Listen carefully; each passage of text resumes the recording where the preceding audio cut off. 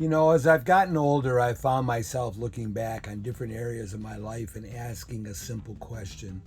What do I know now that I wish I had known earlier or implemented earlier? Sometimes the answer has to do with family, sometimes it has to do with work, sometimes it has to do with relationships, and sometimes it's got to do with money.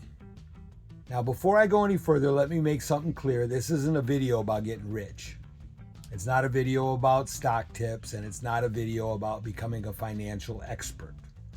It's simply a father looking back and sharing something that he wishes he had taught his boys sooner and better.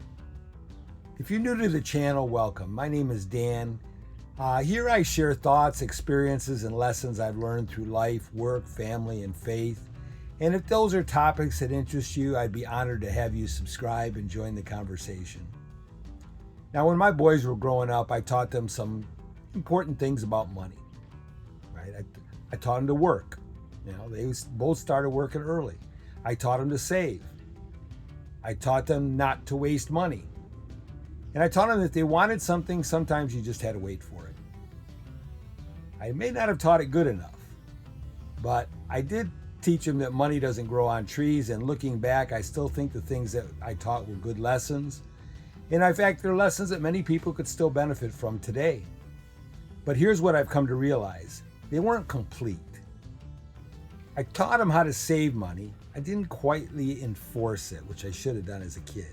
I didn't spend enough time teaching them how money can grow, and there's a big difference. For most of my life, when I thought about money, I thought about earning it, working for it, saving it, protecting it, trying not to waste it. But somewhere along the way, I failed to fully appreciate one of the most powerful forces available to ordinary people: time.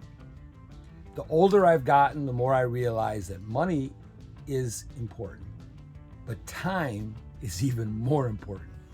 You can always earn more money, you can always save more money, but you can never go back and get more time. And that's why I wish I had spent more time teaching my boys about investing.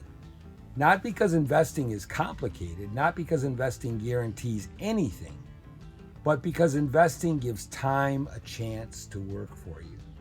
And over, it's been proven that it really does work. One of the biggest misconceptions people have is that investing is something you do when you have a lot of money. And that's what a lot of people think, and that's what I thought. I'll start investing when I make more. I'll start investing when I get a better job. I'll start investing when I get caught up on everything else. But then years go by, and sometimes decades. And before you know it, the thing you were waiting for never really arrives. What I've learned is that investing isn't about starting with a lot. It's about starting. That's the lesson, starting. $20 invested consistently over time is better than waiting 10 years to invest $200. $50 invested consistently is better than waiting for the perfect moment. It just is.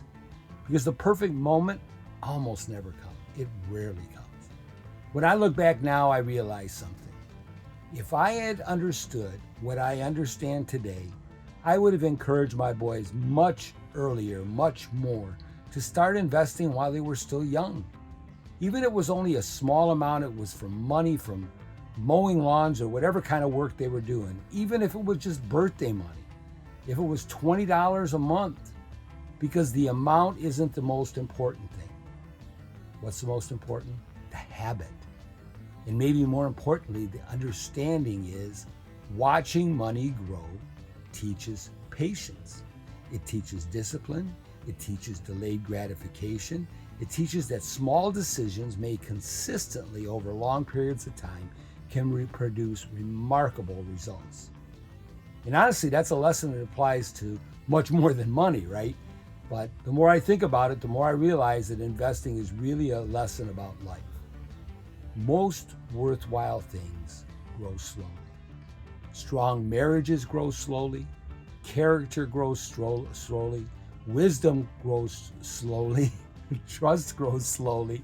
And wealth grows slowly too. We're living in a world where everybody wants immediate results, immediate success, immediate gratification, immediate rewards.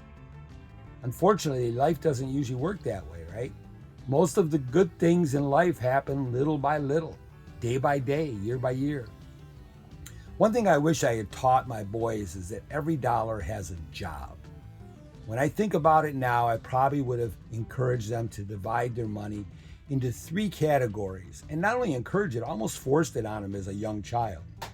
Save some, give some, invest some. Save some because emergencies happen. Give some because generosity really does matter. And invest some because your future matters too. Those 3 habits alone could change a person's financial future, anybody's financial future.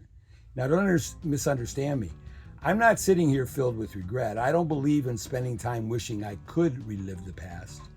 The past taught me lessons, and shame on me for not learning them earlier, but they have value.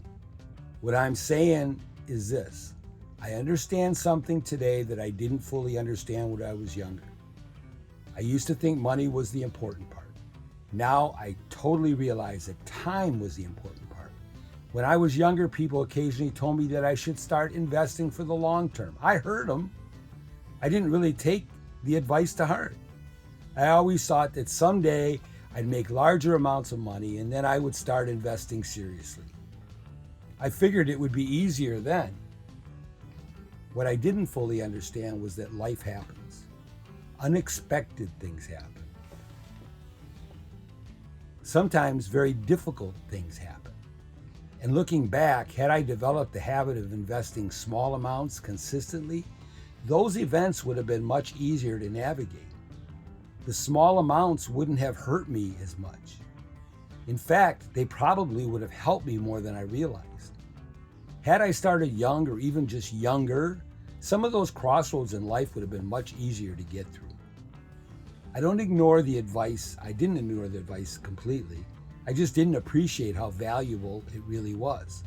Back then I was focused on, like I said, paying bills, raising a family, getting through the next week, the next month, and the next year. Like a lot of people, I thought I had plenty of time later. The problem is that later has a way of arriving faster than we expect. Now that I'm 68, I can look back and clearly see what 30 or 40 years can do. And that's why I wish I had taught my boys not only how to save money, but how to put time to work for them as early as possible. That's a lesson I wish someone had driven into my head when I was 20 years old, or even 30, or even 40, really. The earlier you begin, the more powerful time becomes. And here's the good news. Even though I can't go back and give my younger self another 30 years, I can still share what I've learned. I can still encourage my boys. I can still encourage my grandchildren. I can still encourage anyone listening to this video. Because no matter how old you are, the second best time to start is today. You don't have to be wealthy. You don't have to be an expert. You don't have to know everything. You just have to begin learning. You have to begin building the habit. And there's so many ways out there you can invest today and so many people to help you with that. You just have to begin letting time work for you instead of against you. If there's one thing I've learned over the years, it's this: small actions repeated consistently can change the course of a life. Whether that's in your marriage, your faith, your health, you heard me talk about that before, your career or your finances. The lesson isn't really about money. The lesson is about understanding the power of time. I know you've heard me say that several times now. And once you understand that, you begin to see life differently. I can't go back and give myself another 30 years, but I can help give my boys a 30-year head start. And maybe that's one of the advantages of getting older. You finally understand some things well enough to pass them on. You can give yourself and your kids a new start. I encourage you to start. Just start. I'm 8 years old now, and even though I could come up with plenty of excuses not to start, I finally restarted. So no matter how much time I have left, I'm going to use it wisely. And hopefully by doing that, I'm showing my children and my grandchildren something that's very important. You're never too young to start, And you're never too old to start either. But it's better to start young. So thanks for spending a few minutes with me today. I'd love to hear your thoughts in the comments. I'm sure there's plenty of opinions on that. What's a financial lesson that you wish you had learned earlier in life? And if you're a parent, what is something about money you hope to teach your children or grandchildren, or you already are teaching them? And if you enjoy these conversations about life, family, work, faith, and the lessons we learn along the way, man, I'd be honored if you'd subscribe and join me for future videos. Take care. I'll see you in the next one. In the meantime, have a phenomenal day.